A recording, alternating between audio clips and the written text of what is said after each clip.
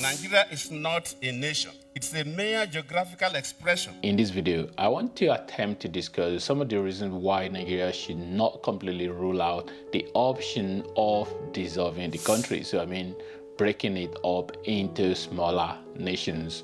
When the topic of whether Nigeria should be dissolved into smaller units arises, some agree while some disagree. We will never know how many are for and how many are against. Obviously, there is no referendum in the Constitution of Nigeria. For you to be able to understand the latter part of this discussion, I must give you some historical background. Most people are familiar with this historical background information, but for the sake of those who don't know this history, it is important for me to go through them. Before Nigeria was formed and after its creation before independence, the area now known as Nigeria was sadly more of a business entity run by the British. We know about the Industrial Revolution in Britain, how palm oil was really very crucial, and a lot of other mineral resources or natural resources, shall I say. Through a gradual process, the British established control throughout the 19th century. Let me give you a quick breakdown. British traders and merchants had been active in the region for centuries, but in 1800s, the British government became more involved. So it was just the normal British citizen traders who came around until, of course, the British government took control. The Royal Niger Company, a chartered company with the backing from the British government, gained control of the lower Niger River in the late 1800s. Britain signed treaties with various kingdoms and territories, expanding its influence. And what we are talking about is sort of treaties. These are, things that, the traditional rulers of the space now known as Nigeria, then a lot of people don't really have a clue what they were signing really. And this is not only Nigeria, actually, I think this is all around Africa, because when I visited Kenya at the museum, I found out a lot of things as well that is just really very similar to Nigeria's situation over there. So, there's the colonizer, they just gain control of all those areas that are really very fertile land. I think that's the word I was looking for. So in 1885, the Berlin Conference among European powers recognized Britain's dominance in the region. People that know about Berlin Conference as well know how they were fighting among one another, and they later called a conference to just sit down together and just resolve so that they are not going to be fighting over one another. They can just, each person can take their portion of Africa. Of course, Africa was not, no African was present at the Berlin Conference. The British government eventually took over the Royal Niger Company's territories in 1900 and merged them with the Lagos colony. Of course, they took over Lagos as well, and then all the other part, and then they put it all together to forming the colony and the protectorate of Nigeria in 1914. So that's the year where amalgamation, the famous amalgamation, where the southern protectorate and the northern protectorate, they were put together. So, and something I must mention about the Royal Niger Company as well is this is the company that, of course, had some of the backing, the British government, and then, of course, when you're talking about the British government, you can't separate it. You won't separate it from the royal family, the monarch. You can't even see the royal there. So the monarch, and also I must mention as well that this sort of like a Royal Niger Company was a company that changed name over the period, over the years, and then eventually that's part of where the sort of like companies like Unilever emerges from, whether they acquire Unilever or Unilever acquire them, well, one of the two. So and most of these companies as well, they haven't really died. They are still existing, even though most people don't really know the history of these companies that have been existing since since the colonial time. They merged together. The merging of the southern and northern Nigeria Protectorate in 1914 by the British was primarily driven by economic. This is very important. this part is very important. So they merged the two parts together driven by economic and administrative motives. So because, I mean, this is the breakdown, which is the major reason why they merged the two parts together. It was financial disparity, that's first thing. So the Southern Protectorate was wealthier with a booming export trade in palm oil and other resources. Don't forget that palm oil was really very crucial in manufacturing. Even till now, even to this modern day world, palm oil was really very crucial. It's very crucial then and still crucial now. Well, of course, possibly even more important than crude oil. Crude oil wasn't even discovered at the time, where palm oil was really very important, essential commodity. So the southern part, having palm oil, it was really very lucrative for the British then. So the Northern Protectorate had less developed economy. So the economy of the southern part was more booming. So by merging them, the British aimed to use the South surplus revenue to fund administration and development projects in the North. Can you see that? So using the certain resources to be able to fund a project, and so almost like you have two businesses really. So you have two companies. One part is struggling and the other part is making more money. So, but you don't want to get rid of the one that is not making money. It's still a property. So you just match them together and use so that you be able to put all the money in one pot and then use it to service all the two sides. So. And the other part, of course, which I've mentioned, administrative efficiency. So having two separate administrations was seen as cumbersome. So unification offered a more streamlined and cost-effective way to govern the entire territory. So, however, the amalgamation was controversial for several reasons. Of course, you can bet that everybody know that the amalgamation was definitely a controversial thing. Even now, controversial then, see controversial now. So the regional disparities. So that's one of the controversy there. So the North and the South had significant cultural and religious differences. This is really true. So the northern part is predominantly Muslim, while the southern part are Christian. Of course, I mean the South have both Christian and Muslim, but more Muslim in the north, and then possibly more Christian in the south as well. So this created concerns about dominance and potential marginalization of the South. So, and when you think about it, really, both North and South, anyone that you ask, both of them will say, "Oh, we are marginalized." The South, North will say we are marginalized. The South we say we are marginalized. So who's marginalized then? So unequal development. So the Southern Nigerians fear the North would drain their resources without offering much in return. So these are some of the concerns. So the legacy of amalgamation is still debated today. Yes, it is still debated today. So this is why the unity of Nigeria is always up for debate.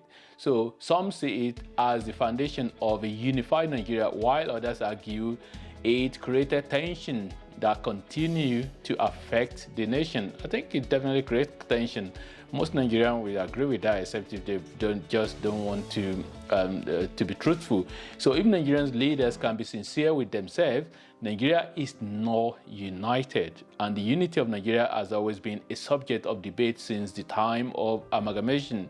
Just listen to one of Nigeria's past presidents speaking about Nigeria's unity. Actually, listen to this. Let's take a little break before I continue. Listen to this, and then you can really understand what I'm talking about. So this is not my word. This is one of Nigeria's past presidents. This is not AI, it's not artificial intelligence. It's actually what he said. How we've been having this conversation about the unity of Nigeria, and I reflect back at some of the prominent statements made by some of our founding leaders. And I feel that probably this will help us to have a conversation on the Nigerian unity. I just brought four, not to bore you. First, and I quote, not my statement, Nigeria is not a nation. It's a mere geographical expression. There are no Nigerians in the same sense as there are English, Welsh, or French. The word Nigerian is merely a distinctive appellation to distinguish those who live within the boundaries of Nigeria from those who do not. This is accredited to Chief Obafemi Awolowo, the former Prime Minister of the Western region. The second one, and I quote, it is true that we politicians always delight in talking loosely about the unity of Nigeria. 60 years ago, there was no country called Nigeria. What is now Nigeria consisted of several large and small communities, all of which were different in their outlooks and beliefs. The advent of the British and that of Western education has not materially altered the situation, and the many and varied communities have not knit themselves into a composite unit. This is accredited to Sir Amadu Bello, former Premier of Northern Region. They thought, and I quote, since 1914, the British government has been trying to make Nigeria into one country. But the Nigerian people themselves are historically different in their backgrounds, in their religious beliefs and customs, and do not show themselves any sign of willingness to unite. The Nigerian unity is only a British intention for the country. This is was said by Sir Abubakar Tafawa Balewa, the former Prime Minister. The fourth and the last, let me not bore you. And I quote, each of our three regions is vastly different in many respects, but each has this in common, that despite variety of languages and customs, or differences in climate. So, having listened to former President Goodluck Jonathan, and he also actually quoted, if you listen very well, he quoted some of the past president before him, actually, so what they said about the unity of Nigeria. So, now, let's discuss some of the factors working against Nigeria. There has to be the factors. Some of these factors are not factors that people don't know. So, religion, religion is something that a lot of people talk about, but people don't break it down enough. Let me break it down for you. So, religion is a very obvious problem in Nigeria. So Nigeria is definitely one of the most religious countries in the world. When it comes to Christianity or Islamic, Nigeria is one of the most religious countries in the world. So the northern part of the country, of course, predominantly Muslim, while the southern part has a majority Christian population. So overall, this is the unique thing. This is something very peculiar, that's very unique about Nigeria. So the percentage of Islam and Christianity is very similar. So the percentage, so almost like you have like maybe 49% or 48% and 52% or even 50-50 or something like that. So not too many countries in the world do have that. Nigeria is really very unique in that sense. And the problem that creates is that, there is always going to be tension. So this one we say, we take the majority, we dictate what is happening. The other one we say, we take the majority, we dictate what is happening. And then there is also the aspect of, looking at religion as a way to be able to select leaders or to be able to select. So people kind of like a favor somebody that is from their own religion space. So then it becomes a problem as well, even election, when it comes to electing leaders as well. There is always the debate about Muslim ticket or Christian ticket. So when we're talking about Muslim ticket or Christian ticket, it means that when you have a president and then the vice, if the president is Muslim and if he chooses a vice that is Muslim as well, people will raise eyebrow. The other way around, vice versa as well. If it's like Christian as a president choosing Christian as vice, people will raise eyebrow.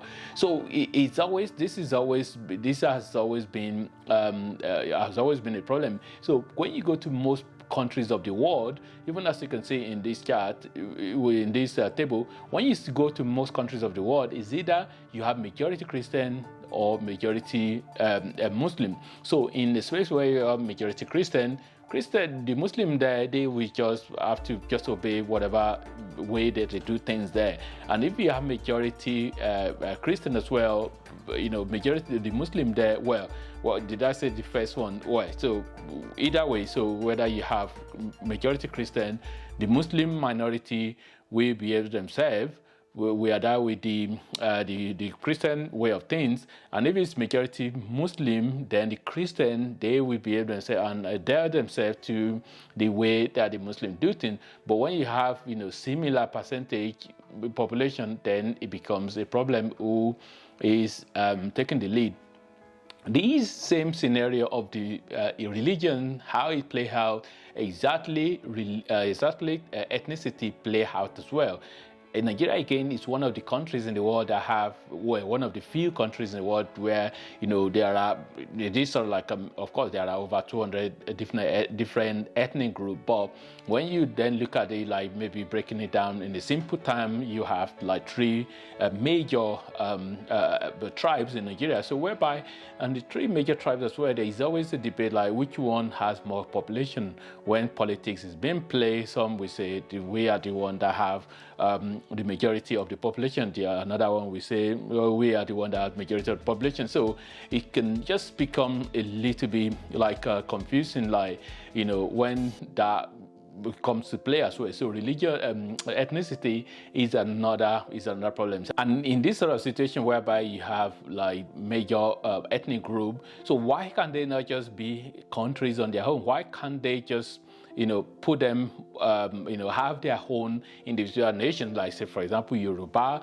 people are massive, population. So also Igbo, so also Hausa, so also Igbo, which a lot of people will be thinking like, oh, what if you have, if you have a lot of other tribes, what happens then to the ethnic group that are not really a very big population? So, but the reality of it is that you still have, it doesn't really have to be Hausa, Igbo, Yoruba. You can have more.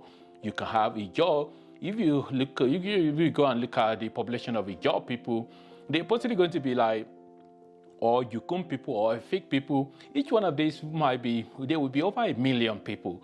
So, and if you go to Europe, you see countries like Luxembourg, you see countries like Estonia. In all of these countries, they're just very tiny countries. With even tiny population. So who says that each tribe cannot have their own country? And at the end of the day, actually, you don't really have to. There are tribes that are really very small. They would be happy to go with another tribe that is a bit bigger than them. So, and there is always going to be some similarity.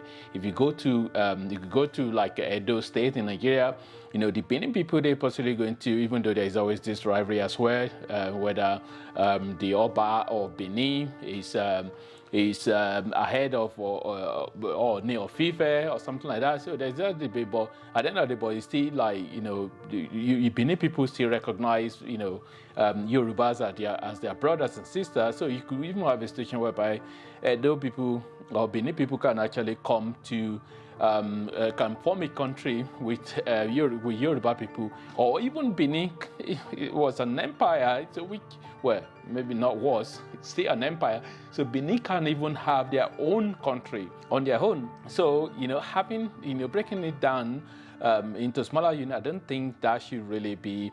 I don't really think that should be a problem. If Nigeria is to be dissolved, Nigeria will not be the first country in the world to do that. In fact, a lot of countries of the world started as big units. Over time, then they began to split. There are numerous examples of countries that have broken up into smaller units. In fact, you can actually let's quickly listen to, one of Nigeria's brightest legal practitioners talking about this exact topic of, a particular country breaking down into smaller units. We need to resolve this issue of, do we want to be one? And mark you, the flip side of the question is that we mustn't be one, because Yugoslavia, which was 6 countries under Marshal Tito, when he died, decided to break apart. And today, a lot of them are very strong countries, Macedonia, Croatia, Slovenia, Slovakia. They're all doing well. So there is no sacrosanctity about Nigeria being one country. There's none. I personally would wish for Nigeria to be one country, but we must agree. Now that is the problem.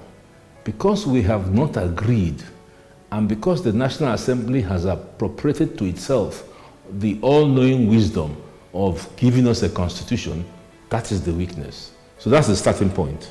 Belgium, once a part of the Netherlands, declared independence in 1830 after growing discontent among its people. South Sudan seceded from Sudan in 2011 following decades of civil war and ethnic tension to establish itself as an independent nation. Pakistan emerged from British India in 1947 as a separate Muslim-majority state, marking the end of colonial rule and the partition of the Indian subcontinent. Singapore separated from Malaysia in 1965 due to political and ethnic differences, becoming a sovereign city-state. The Soviet Union dissolved in 1991, marking the end of a vast communist state composed of multiple republics.